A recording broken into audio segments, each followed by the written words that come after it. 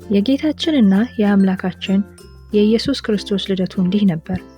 ከ2000 ዓመት በፊት ናዝሬት ገሊላ በምትባል በአንዲት ትንሽ ከተማ ውስጥ አምላኳን እግዚአብሔርን የምትወድና ለእርሱም የምትታዘዝ ማርያም የተባለች አንዲት ድንግል ትኖር ነበር። ከዕለታት አንድ ቀን መልአኩ ቅዱስ ገብርኤል ወደዚች ድንግል ከእግዚአብሔር ዘንድ ተላከ። መልአኩም ወደ እርሷ ገብቶ ማርያም ሆይ በእግዚአብሔር ፊት ጸጋ አግኝተሻልና አትፍሪ፣ ወንድ ልጅ ትወልጃለሽ፣ ስሙንም ኢየሱስ ትይዋለሽ። እርሱም ታላቅ ይሆናል፣ ለመንግስቱም መጨረሻ የለውም አላት። ማርያምም በእግዚአብሔር ታምናለችና እንደ ቃልህ ይሁንልኝ፣ እነሆኝ የጌታ ባሪያ አለችው። ታዲያ ማርያም ዮሴፍ ለሚባል እግዚአብሔርን የሚወድ አናጺ ታጭታ ነበር። ዮሴፍም ማርያም እንደጸነሰች ባወቀ ጊዜ ሊተዋት አሰበ።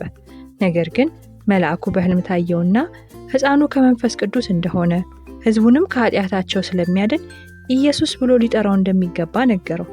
ዮሴፍም እግዚአብሔርን ታዘዘ፣ ከማርያምም ጋር ተቀመጠ። ከተወሰነ ጊዜ በኋላ የሮማው ንጉሠ ነገሥት የሕዝብ ቆጠራ እንዲደረግ አዘዘ። ስለሆነም ሁሉም ሰው ለመቆጠር ወደ ትውልድ ከተማው መሄድ ነበረበት። ዮሴፍ የንጉሥ ዳዊት ቤተሰብ ስለነበር ምንም እንኳን ማርያም ልጇን ለመውለድ የተቃረበች ብትሆንም የንጉሥ ትእዛዝ ስለሆነ ከናዝሬት ወደ ቤተልሔም ተጓዙ። ቤተልሔም ሲደርሱ ከተማው በሰው ብዛት እጅግ ተጨናንቆ ነበር። በከተማው ውስጥ እየተዘዋወሩ የእንግዶች ማረፊያ ስፍራ ቢጠይቁም አንድም ማግኘት አልቻሉም። በመጨረሻ አንድ ሰው በከብቶቹ ማደሪያ እንዲቆዩ ፈቀደላቸው። በዚያች ምሽት ማርያም የበኩር ልጇን ኢየሱስን ወለደች። በጨርቅ ጠቅልላም በግርግም አስተኛችው። በዚህ ጊዜ በቤተልሔም አቅራቢያ በሚገኝ ሜዳ ላይ መንጋቸውን በሌሊት የሚጠብቁ እረኞች ነበሩ። ድንገትም የጌታ መልአክ ወደ እነርሱ ቀረበ፣ የጌታም ክብር በዙሪያቸው አበራ። እነርሱም እጅግ ፈሩ። መልአኩም ለሕዝቡ ሁሉ የሚሆን ታላቅ የምስራች እነግራችኋለሁና አትፍሩ፣ ዛሬ በዳዊት ከተማ መድኃኒት እርሱም ክርስቶስ ጌታ የሆነ ተወልዶላችኋል አላቸው። መልአኩም ሕፃኑን በጨርቅ ተጠቅልሎ በግርግም ተኝቶ እንደሚያገኙት ነገራቸው። በዚያን ጊዜም ብዙ መላእክት ከሰማይ በአንድ ጊዜ ታዩ፣ እግዚአብሔርንም እያመሰገኑ ክብር ለእግዚአብሔር በአርያም ይሁን፣ ሰላምም በምድር ለሰዎችም በጎ ፈቃድ አሉ። መላእክት ወደ ሰማይ በተመለሱ ጊዜ እረኞቹ እርስ በርሳቸው ወደ ቤተልሔም እንሂድ፣ ይህን የሆነውን ነገር እንይ ተባባሉ። ፈጥነውም ወደ ከተማይቱ ሄዱ። መልአኩም እንደተናገረው ማርያምንና ዮሴፍን ሕፃኑንም ኢየሱስን በግርግም ተኝቶ አገኙት። አይተውም ስለዚህ ሕፃን የተነገረላቸውን ነገር ገለጡ።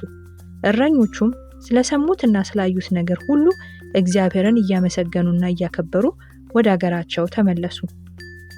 ታዲያ በዚህ ጊዜ ከድሮ ጀምሮ የኢየሱስን መወለድ ይጠባበቁ የነበሩት ሰብአ ሰገል የተባሉ ጠቢባን የተወለደው ንጉሥ ወዴት ነው? ኮከቡን በምስራቅ አይተን ልንሰግድለት መጥተናል እያሉ ከምስራቅ ወደ ኢየሩሳሌም መጡ።